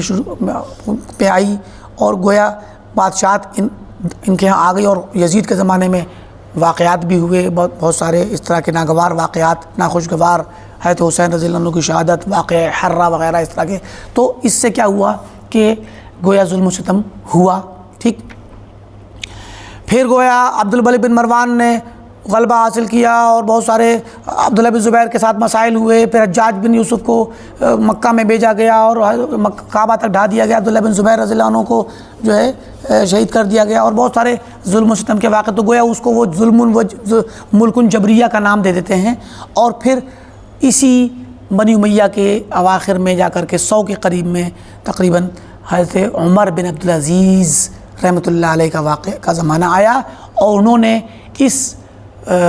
نظام کو ایک دم پلٹ دیا، اور ان کو اسی لیے خلیفہ راشد اور خلیفہ خامس کہا گیا کہ 5ویں خلیفہ راشد ان کو بعض لوگوں نے کہا۔ یہ بعض مورخین، بعض علماء، بعض اہل علم کی رائے ہے، لیکن یہ رائے راجح نہیں ہے، یہ بات صحیح نہیں ہے۔ سلف کی بڑی جماعت ہے، اور علماء کرام کے محققین علماء اس بات کو کہتے ہیں کہ یہ جو خلافت پھر سے آخری دور میں آپ نے کہا کہ پھر آخر میں خلافت علی منہاج النبوہ پھر سے آئے گی، یہ خلافت عمر بن عبدالعزیز کی خلافت نہیں ہے۔ عمر بن عبدالعزیز کی خلافت بہت کم وقت کے لیے بھی تھی، اور پھر وہ ایک ہی دور تھا، اور اس کے بارے میں سلف سے پوچھا گیا۔ جب یہ حدیثیں سامنے آئیں بنی امیہ کے زمانے میں، اور صحابہ نے جب یہ حدیث بیان کی، تو بنی امیہ کے دور کو دور ملوکیت اور بادشاہت کے سے تعبیر کیا گیا. لیکن جب عمر بن عبدالعزیز کا دور آیا اور ان کی خلافت بڑی امن و امان، عدل و انصاف والی آئی، امانت داری اور انصاف والی، تو کسی نے پوچھا حسن بصری رضی اللہ عنہ سے رحمہ اللہ سے، تو حسن بصری رحمۃ اللہ علیہ نے فرمایا کہ یہ مطلب یہ منہاج نبوہ والی خلافت نہیں ہے، بلکہ ان کے الفاظ تھے، انہوں نے کہا کہ لابد للناس من تنفیس. اللہ تعالیٰ ایک دم اگر ظلم و ستم ہو رہا ہو، قہر برس رہا ہو، تو بندوں پر ظلم و ستم کو مسلسل برقرار نہیں رکھتا، درمیان میں لوگوں کو سانس دیتا ہے، ٹھنڈی سستانے کے لیے، اچھا اطمینان دلانے کے لیے. لابد للناس من تنفیس. عمر بن عبدالعزیز کی خلافت کو حضرت حسن بصری رحمۃ اللہ علیہ نے کیا قرار دیا؟ تھوڑا سا ٹھہراؤ کا اور سانس لینے والا واقعہ، کہ تھوڑی سی کشادگی آ جائے بیچ میں. نفس ینفس، تو کسی سے کشادگی کرنا، مصیبت کم کرنا، کسی کی مصیبت کو ہٹانا، اور تھوڑی سی مطلب تنفیس کا مطلب کسی کے پریشانی دور کر دینا. تو اللہ تعالیٰ پریشانی دور کرتا ہے بیچ بیچ میں، تو یہ بیچ بیچ میں پریشانی دور کرنے والی بات ہے. ورنہ یہ جو وہ ملوکیت، وہ بادشاہت جو ملک عضود ہے، کہ جو دانت سے پکڑ لینے والا یا چبا دینے والا، یعنی ظلم کرنے والا، یہ بنی امیہ کے زمانے سے جو شروع ہوئی، وہ بنی عباس سے بھی چلی اور چلتی رہی. اب وہ کب بدلے گی اس کی تعین ہی نہیں ہے. بعد میں کب وہ والا زمانہ آئے گا جس میں بادشاہت اور قہر بھی ہوگا، شاید پیچھے آ چکا. بہت سی ملک، دنیا بھر میں ملکوں میں اسلامی حکومتیں قائم ہوئیں، الگ الگ زمانوں میں آئیں. بہت یعنی بنی عباس بھی کچھ وقت کے بعد کمزور پڑ گئے، اور پھر دوسری خلافتیں اور دوسری عمارتیں آنے لگیں. تو اس طریقے سے بادشاہتیں آئیں، اور یہ ابھی بھی یہ دور چل رہا ہے جس میں ہم ملک اور جبروت کہہ سکتے ہیں کہ تیسرا والا دور چل رہا ہے. نبوت کے بعد پہلے خلافت، پھر وہ بادشاہ جو دانت سے چبانے والی، اور اس کے بعد وہ بادشاہ جس میں قہر اور ظلم ہے، وہ والی بادشاہت کا دور آ گیا پیچھے کبھی بھی، اور ابھی بھی وہ چل رہا ہے. آخری زمانے میں جو بادشاہت آئے گی، ختم ہوگی، اور اس کے بعد مہدی کا جو زمانہ آئے گا، عیسیٰ مسیح علیہ السلام نازل ہوں گے، آخری زمانے میں مسلمانوں کی حکومت قائم ہوگی. وہ حکومت، اس کو اکثر اہل علم نے ترجیح دی ہے، تحقیق کی ہے، اور زیادہ اقرب ترین قرار دیا ہے کہ یہ جو حدیث کے الفاظ ہیں کہ پھر ہوگی خلافت علی منہج النبوہ، یہ مہدی اور عیسیٰ علیہ السلام کے زمانے میں ہوگی. اس وقت تک یہ بادشاہتیں ہی چلتی رہیں گی. ٹھیک ہے، کبھی بیچ میں نرمی بھی آئے گی، کبھی آرام بھی ہوگا، کبھی لوگوں کو سکون کی سانس لینے کا موقع ملے گا، کبھی درمیان میں بعض عمراء خلفاء ایسے آئیں گے جو بالکل خلافت کی طرح مثال قائم کر دیں گے، لیکن پھر پلٹ جائیں گے حالات. تو اللہ تعالیٰ نے، اللہ کے وسلم نے جو خبر دی ہے، وہ امر خلافت، امر مسلمین کے لیے ابتدا سے انتہا تک دی ہے. آپ نے کہا پہلے نبوت ہے، پھر اس کو اللہ تعالیٰ اٹھائے گا، اس کے بعد خلافت آئے گی، پھر اس کے بعد بادشاہت آئے گی، اس پہ ظلم ہوگا، پھر بادشاہت آئے گی، اس میں مزید ظلم و ستم اور جبر و قہر ہوگا، اور پھر خلافت نبوت آئے گی. اس کی آپ نے پھر اس کے بعد یہاں پر حدیث ختم ہو جاتی ہے. حدیث میں پھر یہ نہیں کہا کہ اس کے بعد پھر ایسا ہوگا، پھر ایسا ہوگا، کیونکہ وہ والی خلافت جو ہوگی آخری زمانے کی ہوگی، جس میں امن و امان پوری دنیا میں قائم ہوگا، عدل قائم ہوگا، انصاف قائم ہوگا. اور وہ اس کی طرف بہت سارے قرائن بھی دلالت کرتے ہیں. ایک تو یہ کہ مہدی کے آنے پہ، یہ مہدی کے جو نصوص ہیں وہ ہیں ہی. ان کے علاوہ عیسیٰ علیہ السلام ایک نبی بھی ہیں. نبی کے آنے کے بعد ایک ان کی شخصیت کا اثر ہوگا. ٹھیک. دوسرا یہ کہ عیسیٰ علیہ السلام ہیں تو نبی، لیکن جب اتر کے آئیں گے تو بحیثیت امتی اتریں گے، اور بلکہ بحیثیت صحابی اتریں گے. علماء نے کہا ہے کہ چونکہ سارے انبیاء کی روحانی ملاقات اللہ کے نبی صلی اللہ علیہ وسلم سے معراج کی رات میں، اسراء اور معراج میں بیت المقدس میں اللہ کے وسلم نے سارے انبیاء کی امامت کی، تو انبیاء سے ملاقات ہوئی اللہ کے نبی کی، تو اس لیے سارے انبیاء اس ملاقات کی وجہ سے صحابیت کے درجے میں ہیں. سارے انبیاء صحابی ہیں. اللہ کے نبی سے ملاقات کی ہے انہوں نے، ان کی روحوں کو اللہ نے اکٹھا کیا اور سب آئیں اور آپ سے ملاقات ہوئی. تو مراد کیا ہے؟ گویا عیسیٰ علیہ السلام صحابی ہیں اور وہ جب اس شریعت کے مطابق فیصلہ کریں گے اور جہاد کریں گے اور دجال سے لڑیں گے اور پھر جزیہ کو ختم کریں گے اور پھر ایمان کے علاوہ کچھ اور قبول نہیں کریں گے، یہ سارے کے سارے احکامات جو ہیں وہ شریعت اسلامیہ کے مطابق کریں گے، تو چونکہ وہ صحابیت کا شرف بھی ان کو حاصل ہے اور وہ حیثیت نبی بھی ہے، ایک نبی کی بھی حیثیت ہے ان کی، اور صحابیت کا بھی شرف ہے، اور پھر اس صحابیت کے شرف میں اضافہ ہو جاتا ہے اللہ اس شریعت اسلامیہ کے مطابق فیصلہ کریں گے، تو پھر گویا ایک طریقے سے ایک نبی بھی رہے گا اور ایک مہدی بھی رہے گا، ہدایت یافتہ شخص ہے، اللہ کے نبی صلی اللہ علیہ وسلم کی اولاد سے ہوگا، وہ حضرت حسن رضی اللہ عنہ کی اولاد سے ہوگا، اور اس کا نام محمد بن عبداللہ ہوگا، اللہ کے وسلم کے نام کے ساتھ اس کی مطابقت ہوگی، اور پھر حضرت عیسیٰ علیہ السلام بحیثیت صحابی بھی آپ کا ایک مقام ہے، اور پھر شریعت اسلام میں نافذ کریں گے، تو یہ تمام اسباب اکٹھے ہو جائیں گے جو اب خلافت کو دوبارہ سے علی منہاج النبوہ قائم کرنے کی شکل اس میں بن سکے، اور یہی چیز راجح لگتی ہے، واللہ عالم۔ تو مراد یہ ہے کہ صحابہ کرام میں جو خلفائے راشدین ہیں ان کی خلافت 30 سال تک چلی۔ 30 سال تک خلافت کیسے چلی؟ ابو بکر رضی اللہ عنہ کی خلافت 2 سال، وہ اس میں اگر جبر و کسر بھی کر لیں تو 2 سال ہے، پھر حضرت عمر کی خلافت، حضرت عثمان کی خلافت، حضرت علی کی خلافت، ملا کے یہ تقریباً سمجھیے سب کی بھی بالضبط اگر ان کی ہے وہ ملائیں گے، اب ہوتا ہے یہاں پر آئے گا، اس میں آگے ہو سکتا ہے آ جائے یہ چیز، تو یہ کیا ہوتی ہے، لوگوں نے کہا، بلکہ انہوں نے کہا، دیکھیے سفیر نے کہا امسک خلافت ابو بکر کی خلافت، خلافت عمر، خلافت عثمان، تو یہ پھر قال علی امسک خلافت علی فوجدناها 30 سنہ، تو ہم نے دیکھا کہ 30 سال ہو جاتی ہے، لیکن اگر دیکھیں اس کو بالضبط بالکل ملا کر کے تو وہ 30 سال سے 6 مہینے کم ہوتی ہے۔ حضرت حسن کی جو خلافت ہے 6 مہینے وہ خلیفہ رہے، وہ حسن کی خلافت ملا کر کے جا کر کے پھر وہ 30 سال پورے ہوتے ہیں۔ تو اس طریقے سے یہ خلافت جو ہے اعلیٰ منہاج النبوہ 30 سال مکمل ہوتی ہے صحابہ کرام کی۔ تو فرمایا کہ یہاں پر انہوں نے مختصر کر دیے ہیں مسائل کو، مختصر، اب دوسرا نیا مسئلہ چھیڑ رہے ہیں، مختصر پڑھ دیں پھر انشاءاللہ درس کو بند کر دیں گے۔ فرماتے کہ وَيُثْبِتُ أَصْحَابُ الْحَدِيثِ خِلَافَةَ أَبِي بَكْرَ رضی اللہ عنہ بعد وفات رسول اللہ صلی اللہ علیہ وسلم باختیار الصحابہ، کہ ثابت کرتے ہیں اصحاب الحدیث، کبھی اہل الحدیث کہتے ہیں، کبھی اصحاب الحدیث کہتے ہیں، کبھی سلف کہتے ہیں، تو فرمایا اصحاب الحدیث ثابت مانتے ہیں کہ ابو بکر رضی اللہ عنہ کی خلافت کو اللہ کے نبی صلی اللہ علیہ وسلم کی وفات کے بعد کس طرح ثابت مانتے ہیں؟ باختیار الصحابہ، صحابہ کے اختیار سے، چناؤ سے، صحابہ نے چن لیا ابو بکر کو، واتفاقہم علیہ، اور سب کے اتفاق سے، وقولہم قاطبۃ، اور تمام نے کہا، سارے صحابہ نے کہا، رضیہ رسول اللہ صلی اللہ علیہ وسلم لدیننا، ہمارے نبی نے ان کو ہمارے دین کے لیے راضی ہو کر کے چنا،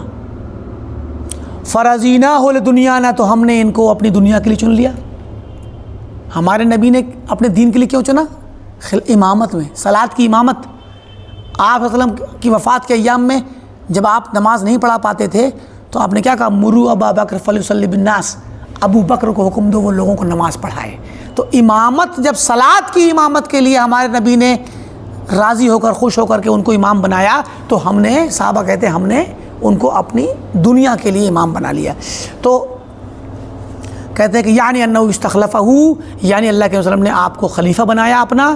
صلوات مفروضہ، فرض نمازوں کو پڑھانے میں، ان کی اقامت کرنے میں، لوگوں کو ایام مرض میں، اور یہ دین کی چیز ہے، امامت صلاۃ دین ہے۔ فرضینہ ہو خلیفۃ للرسول صلی اللہ علیہ وسلم علینا فی عمر دنیانا، تو ہم ان سے راضی ہو گئے کہ وہ ہمارے درمیان ہمارے دنیاوی معاملات کے لیے اللہ کے نبی کے خلیفہ بنے۔ اللہ کے نبی نے اپنا خلیفہ بنایا دین کے لیے، تو ہم نے ان کو دنیا کے لیے بھی اپنا خلیفہ بنانے میں راضی ہو گئے۔ یہاں پر ابو بکر رضی اللہ عنہ کی خلافت کی متعلق جو مسائل ہیں ان پر ہم بعد میں آئیں گے۔ یہاں پر ایک مسئلہ تھوڑا سا، قاطبہ کا مطلب ہوتا ہے تمام کے تمام، اجتماعی طور پہ۔ قاطبہ کا مطلب یعنی یہ وہ ہے حال ہے، قالوا قاطبۃ یعنی متفقین، قالوا متفقین. تو فرمایا کہ جو ہے یہاں پر ابوبکر رضی اللہ عنہ کی جو خلافت ہے، ایک لفظ انہوں نے بولے، اسی لیے ہم اس پر پہلے بحث کریں گے، بعد میں انشاءاللہ آگے والے درس میں باقی باتیں رہیں گی، کہ صحابہ کرام نے ابو بکر رضی اللہ تعالی عنہ کو خلیفہ کے طور پہ اختیار کیا. آپ جانتے ہیں ثقیفہ بنی ساعدہ ایک جگہ ہوتی تھی جہاں پہ بنو ساعدہ ایک انصار کا قبیلہ، ایک خاندان تھا، تو اس خاندان کا ایک جگہ تھی بیٹھک میں، ایک چھوٹا باغ بھی تھا وہاں پہ، چھوٹا بیٹھنے اٹھنے کی جگہ تھی، لوگ کبھی کبھی چھوٹے موٹے پروگرام کرتے تھے، اجتماع کرتے تھے. تو اس میں وہاں پہ جا کر کے پتہ چلا حضرت ابوبکر رضی اللہ عنہ کو اور حضرت عمر رضی اللہ عنہ کو، ان کو پتہ چلا کہ کچھ لوگ وہاں اکٹھا ہیں اور نبی صلی اللہ علیہ وسلم کی وفات ہو چکی، تو پھر آپ کے بعد کون بنے گا اس پر غور و فکر ہو رہا ہے. تو بیٹھ کے وہاں لمبا واقعہ ہوا، اس پر پھر ابوبکر رضی اللہ عنہ نے خطبہ دیا، تقریر کی اور فرمایا کہ میں نے سنا ہے اللہ کے وسلم کو کہ الائمۃ من قریش. بہرحال وہ مختصر کر رہے ہیں کیونکہ یہاں پر وہ واقعہ سنانا مقصد نہیں ہے. تو قریش میں سے جب آپ نے کہا خلیفہ ہوں گے تو سارے صحابہ فوراً مان گئے، جھگڑا ختم ہو گیا. تو آپ نے کہا کہ میں عمر کا نام پیش کرتا ہوں، تو ان کے ہاتھ پہ آپ بیعت کر لیجئے. حضرت ابوبکر نے چونکہ تقریر کر رہے تھے تو خود کے لیے انسان کبھی نہیں کہے گا، کہنا بھی نہیں چاہیے، اور نہ وہ چاہتے تھے. تو انہوں نے کیا کہا کہ عمر کے ہاتھ پہ آپ بیعت کر لو. تو حضرت عمر نے خود ہاتھ بڑھا کر نہیں بلکہ ہم آپ کو چنیں گے، آپ ہم میں افضل ہیں، اور اللہ کے نبی نے پھر بہت سی باتیں کہی. تو جب حضرت عمر نے خلیفہ کے طور پہ ابوبکر کو اختیار کیا تو سارے لوگوں نے پھر ان کو اختیار کر کے پھر خلیفہ بنا دیا.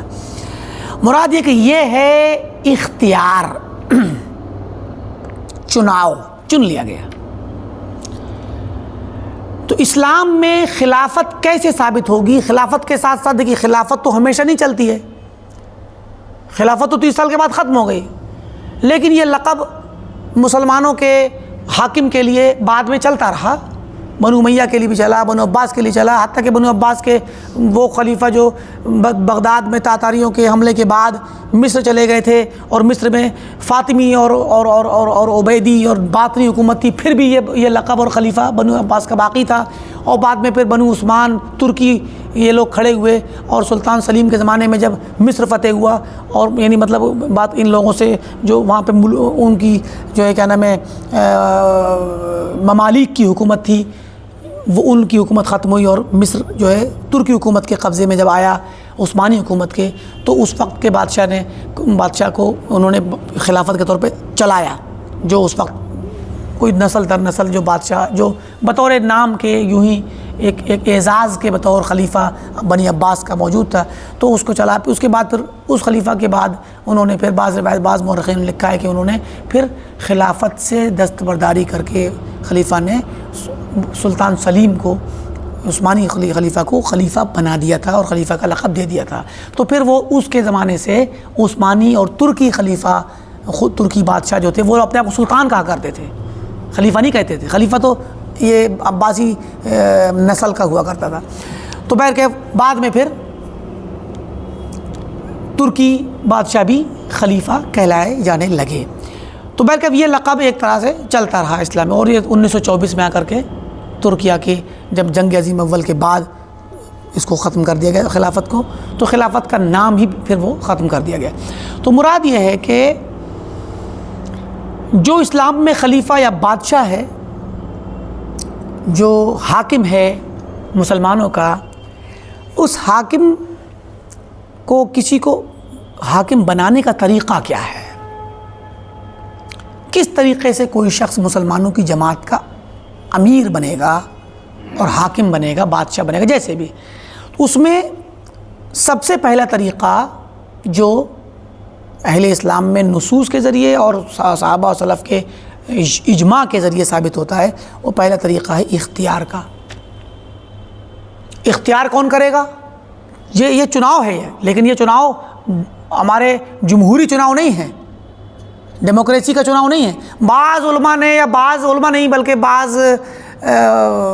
باحثین کہیے، بعض لکھنے والے مصنفین، بعض مفکرین کہیے،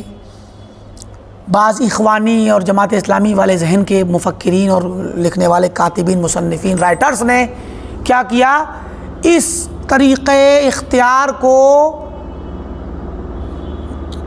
جمہوری اور ڈیموکریٹک طریقے اختیار سے تشبیہ دی اور کہا کہ ڈیموکریسی تو اسلام میں موجود ہے، دیکھیے ابو بکر کو چنا گیا کہ نہیں چنا گیا۔ تو یہ بعض لوگوں نے اس طرح سے کیا، یہ غلط ہے۔ ڈیموکریسی یا جمہوریت کا جو طریقہ انتخاب ہے وہ عوام کرتے ہیں، انتخاب کا کام، اور انتخاب سے پہلے بندہ اپنے آپ کو پیش کرتا ہے، ترشیح کرتا ہے اور اپنے آپ کو امیدوار بنا کے کھڑا کرتا ہے کہ میں ٹکٹ لے کے نام میں آپ کی خلیفہ بننا چاہتا ہوں، مجھے اختیار کرو۔ یہ طریقہ اسلام میں نہیں ہے۔ ابو بکر نے نہیں کہا کہ مجھے بناؤ، ابو بکر نے پہلے نمبر اختیار کر کے رائے دی کہ ان کو بناؤ، یہ کھڑے ہیں۔ سمجھ آئی بات؟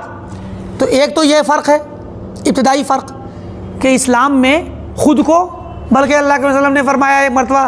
پیارے نبی صلی اللہ علیہ وسلم مسجد نبوی میں تشریف فرما تھے، آپ مسواک کر رہے تھے۔ صحیح مسلم کی روایت ہے، بخاری میں بھی ہے، مسلم میں تفصیل سے واقعہ ہے کہ آپ مسواک کرتے، ابو موسیٰ اشعری رضی اللہ تعالیٰ عنہ آئے، انہوں نے واقعہ بیان کیا وہ تفصیل سے۔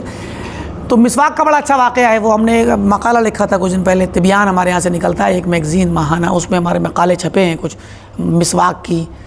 فضیلت اور اس کے احکامات کے بارے میں، احکام کے بارے میں، کہ مسواک پر اللہ علیہ وسلم کی کیا عادت تھی۔ تو وہ پڑھنے لائق، اس کو پڑھیے، کیونکہ اللہ علیہ وسلم کی سنت بڑی اس سلسلے میں آپ کا اہتمام تھا۔ تو اب دیکھیے، آپ مسواک کر رہے تھے، ابو موسیٰ اشعری رضی اللہ عنہ فرماتے ہیں کہ میں نے دیکھا آپ مسواک بہت زور زور سے کر رہے تھے اور زبان پر بھی اندر ڈال کر کے اع کی آواز آ رہی تھی آپ کے، اع۔ جب آپ زبان یا ہاتھ انگلی ڈالیں گے، کوئی بھی چیز یا کوئی بھی چیز مسواک بھی ڈالیں گے اپنی زبان کے اندر کو، تو خود بخود الٹی ہونے کے، قے ہونے کے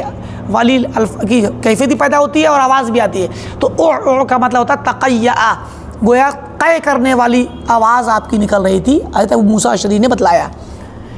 اور آپ مسواک کرتے رہے، جب مسواک سے فارغ ہو گئے تو پھر آپ نے پوچھا ابو موسیٰ کیا بات ہے؟ ابو موسیٰ اشعری یہ یمن کے تھے، اصلاً ان کا قبیلہ یمنی ہے، اشعری قبیلہ۔ ان کے ساتھ 2 صحابہ اور آئے تھے، نئے مسلمانوں میں سے، یمن کے اشعری مسلمانوں میں سے 2 صحابہ اور ساتھ میں آئے تھے۔ تو بات چیت ہوئی، ابتدا ہوئی، ان دونوں نے کہہ دیا کہ یا رسول اللہ، ہمیں آپ یمن میں ذمہ داری دے دیجئے، گورنر بنا دیجئے یمن کا، آپ کے نائب بن جائیں ہم وہاں پہ۔ تو نبی صلی اللہ علیہ وسلم نے فرمایا کہ اِنَّا لَا نُعْتِي هَذَا الْأَمْرَ عَنْ مَسْأَلَةٍ، یہ امر خلافت، امر ولایت، امر ذمہ داری مانگنے والے کو نہیں دیتے، ہم فوراً منع کرتے ہیں۔ ولیکن انت یا ابا موسیٰ، لیکن میں تمہیں بناؤں گا ذمہ دار ابو موسیٰ۔ نبی صلی اللہ علیہ وسلم نے کہا تم کو بناؤں۔ آپ ابو موسیٰ اشعری اعتذار کر رہے ہیں، یا رسول اللہ مجھے معاف کر دیجئے، مجھے نہیں پتہ تھا یہ لوگ، انہوں نے مجھ سے کہا کہ ہم چلتے ہیں، آپ ہمیں لے چلو اللہ کے نبی کے پاس، تو میں لے آیا، مجھے نہیں پتہ تھا کہ یہ لوگ آپ سے سوال کر لیں گے، مجھے بڑا افسوس ہے کہ انہوں نے سوال کر دیا۔ نئے نئے لوگ تھے بھی، تربیت نہیں پائی تھی، تو انہوں نے ہوں گے کچھ قبیلے کے سردار ودار ٹائپ کے کچھ بڑے لوگ، تو انہوں نے سوچا کہ ہم ذمہ دار بن جائیں، تو آپ نے کہا کہ ہم مانگنے پہ نہیں دیتے، لیکن تم کو بناتا ہوں، تم جاؤ۔ خیر وہ لمبی حدیث ہے، مراد یہ کہ اسلام میں تو مانگنے پر محروم کیا جاتا ہے۔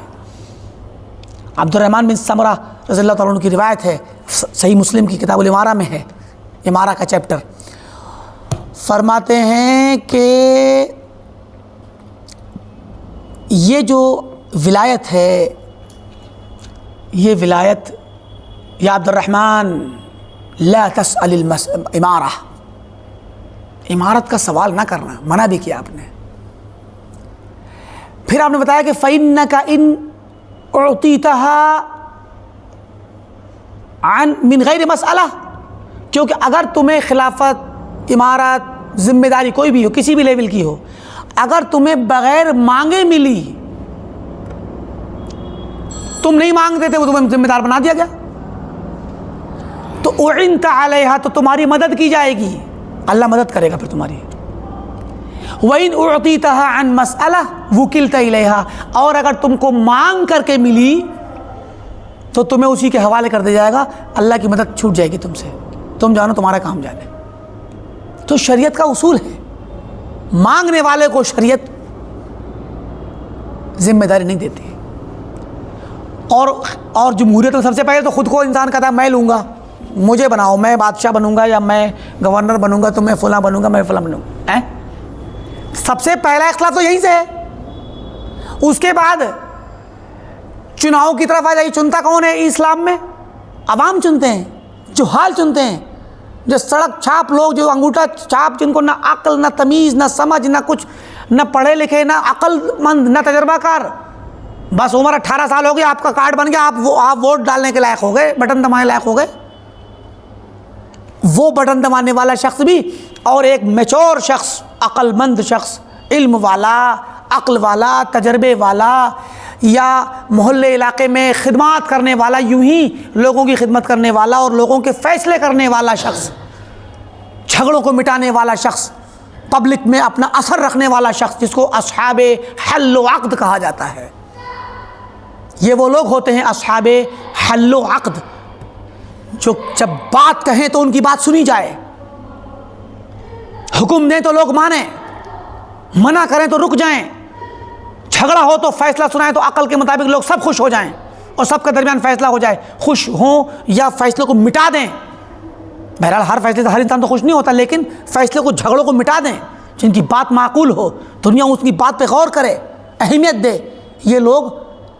سڑکوں پہ چلتے پھرتے نہیں ملتے ہیں، سڑک چھاپ نہیں ہوتے، جاہل نہیں ہوتے، عقل مند لوگ ہوتے ہیں، بات کہنے کا سلیقہ ہوتا ہے، معاملات کی سنگینی کو سمجھنے کی ان کے اندر صلاحیت ہوتی ہے۔ کوئی فیصلہ کرنا ہو، کوئی کسی مسئلے پہ غور کرنا ہو، کسی بھی حالات کے مطابق اس کی سنگینی کو سمجھ کے مستقبل میں ان کے متعلق غور کرنا ہو، یہ سب ہر کسی کے اندر صلاحیت نہیں ہوتی۔ اسلام میں اصحاب حل و عقد اختیار کرتے ہیں، عوام نہیں، جہال پبلک نہیں۔ تو پھر جمہوریت کیسے کر کے اسلام کے مطابق ہو گئی؟ محض اختیار اور چناؤ کی بات کریں تو محض اختیار چناؤ تو عقلی چیز ہے، واقعے میں جب آئیں گے میدان میں تب تو آپ کو عوام دکھیں گے چننے والے۔ تو چناؤ جو ہے بتاتے خود بغیر کسی تفصیل کے، ہاں چناؤ ایک طریقہ ہے جس کو اسلام میں اپنایا گیا، لیکن وہ چناؤ کا جو طریقہ آیا اس میں دو شرطیں آئیں۔ پہلی چیز، چناؤ کے لیے شخص اپنے آپ کو نامزد نہ کرے، خود نہ مانگے، مانگنے سے منع کیا گیا، اور بلکہ اس پر تحذیر کر کے، ڈرا کر کے، اور اس کی حقیقت بھی بتائی گئی، اگر مانگو گے پہلے تو دیں گے نہیں ہم، اور اگر اتفاق تمہیں مل گئی کسی وجہ سے مانگنے سے تو سمجھ لو تمہیں مدد نہیں ملے گی اللہ کی طرف سے، بلکہ اس امارت اور ولایت اور ذمہ داری پر حدیث کے الفاظ ہیں، صحیح مسلم ہی میں روایت ہے، الامارہ نعمت المرضعہ وبئست الفاطمہ۔ امارت اور خلافت اور ذمہ داری، ولایت، یہ مرضعہ کہتے ہیں دودھ پلانے والی عورت کو، فاطمہ کہتے ہیں دودھ پلا کے 2 سال تک دودھ پلا کے دودھ چھڑانے والی۔ جب بچہ دودھ پی رہا ہوتا ہے، چھوٹا بچہ پیتے پیتے پیتے پیتے، ابھی تو جب پیدا ہوتا تھا تو اس کو ہوش نہیں ہوتا، لیکن دھیرے دھیرے وہ 6 مہینے کا، 10 مہینے کا، 1 سال کا جب ہوتا ہے تو تھوڑا آنکھیں کھل جاتی ہیں، چلنے لگتا ہے، پھر ماں کے دودھ پینے کی اس کی عادت رہتی ہے، تو 2 سال تک دودھ پینا حق ہے اس کا، بہت سی مائیں پلاتی بھی ہیں، بلکہ 2 سال تک تو ٹوٹے پھوٹے الفاظ بولنے بھی لگتا ہے وہ۔ جب دودھ چھڑاتی ہے ماں تو چھوڑنا نہیں چاہتا ہے، بہت پریشانی ہوتی ہے، اس کو عادت ڈلوائی جاتی ہے، تو دودھ چھوڑنا بچے کے لیے ناگوار بھی ہوتا ہے، ٹھیک، خیر وہ مسئلہ الگ ہے۔ تو فاطمہ یفطمو مانے ہوتا ہے دودھ چھڑانا۔ عرب لوگ اپنی بچیوں کا نام فاطمہ رکھتے تھے، بچی پیدا ہوئی اس کا نام فاطمہ رکھا، یہ نیک فعال اور اچھا شگن لینے کے لیے کہ انشاءاللہ یہ بچی جیے گی، زندہ رہے گی، بڑی ہوگی، بڑی ہونے کے بعد جوان ہو جائے گی، اس کی شادی ہوگی، شادی کے بعد اس کے بچے ہوں گے اور یہ بچے کو دودھ بھی پلائے گی، صحت مند رہے گی، 2 سال تک مکمل دودھ پلا کے دودھ چھڑائے گی۔ یہ اتنا بڑا مفہوم اس ایک لفظ کے اندر پایا جاتا ہے کہ نو مولود نیا بچہ جو بچی پیدا ہوئی ہے اس کا نام فاطمہ رکھتے ہیں۔ فاطمہ کا میننگ یہ ہے، گویا یہ بچی اللہ کرے کہ فاطمہ بنے، یہ صحت و سلامتی کے ساتھ رہے، بڑی ہو اور شادی ہو، اس کے بچے ہوں اور بچے والی بھی بنے، شادی ہو بچے والی بھی بنے، اور بچوں کو صرف ایسی نہ کمزور ہو بلکہ طاقتور ہو، دودھ پلائے اور 2 سال تک پلائے، پھر چھڑائے دودھ اس کو باقاعدہ بچے کو۔ تو یہ میننگ ہوتا تھا۔ تو فرمایا الامارہ، جو امارت و خلافت و ولایت اور یہ جو ذمہ داریاں ہیں نا، پبلک اور عوام کی ذمہ داریاں، یہ ذمہ داری فرمایا نعمت المرضعہ، بڑی پیاری ہے دودھ پلانے والی۔ اگر دودھ اس کو ابتدائی وقت میں جب آدمی اپنے ہاتھ میں ذمہ داری لیتا ہے، بادشاہت کی ہو یا جو بھی عہدہ ہو، اس عہدے کی ذمہ داری جب لیتا ہے تو وہ ذمہ داری گویا ابتدا میں بڑی پیاری لگتی ہے، بڑی اچھی لگتی ہے، کرسی، عہدہ، شان و شوکت، پروٹوکول، آج کے زمانے میں ساری چیزیں۔ تو کیا ہوتا ہے نعمت المرضعہ، بڑی پیاری ہے دودھ پلانے والی۔ جب بچہ دودھ پیتا تھا تو خوش ہوتا ہے نا۔ وبئست الفاطمہ، اور جب دودھ چھڑائے گی تو بہت بری ہے، بہت خراب ہے۔ جب یہ دودھ چھڑاتی ہے تو پھر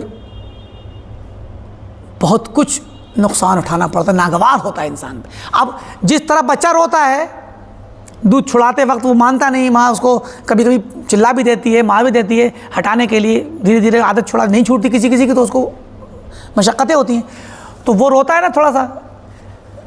یہاں پر دیکھیے کتنے حالات ایسے ہوتے ہیں دنیا میں، ایک انسان بادشاہ بنا، ایک انسان حاکم بنا، کسی علاقے کا گورنر بنا، یا کوئی بھی کسی بھی ایک عہدے پہ آیا، شروع میں بڑی شان و شوکت، عزت، شہرت، سب کچھ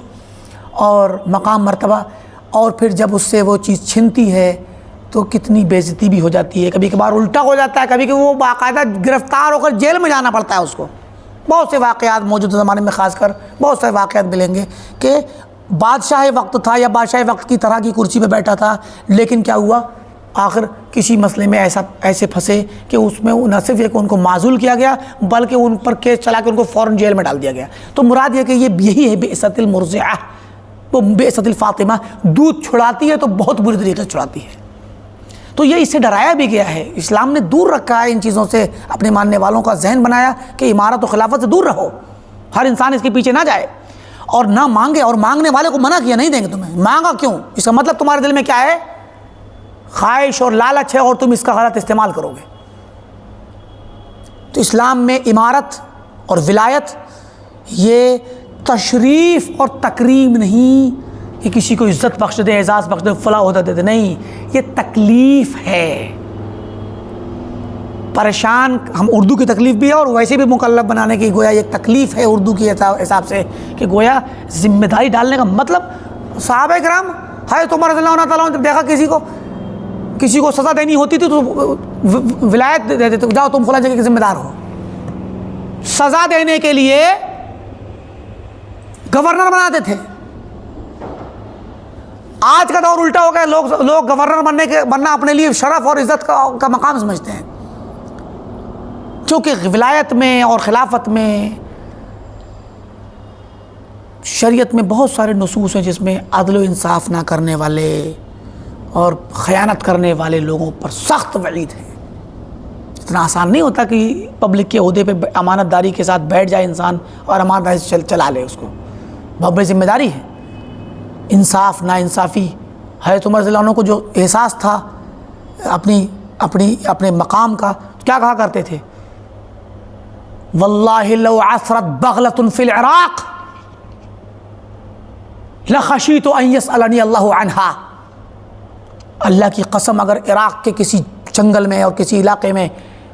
گزرنے والے کسی خچر کو بھی راستے میں ٹھوکر لگ کے وہ گر جائے تو عمر کو ڈر ہے کہ قیامت کے دن اللہ تعالیٰ اس خچر کے بارے میں پوچھ لے گا کہ عمر تو خلیفہ تھا، تیری خلافت میں یہ خچر کیوں گرا،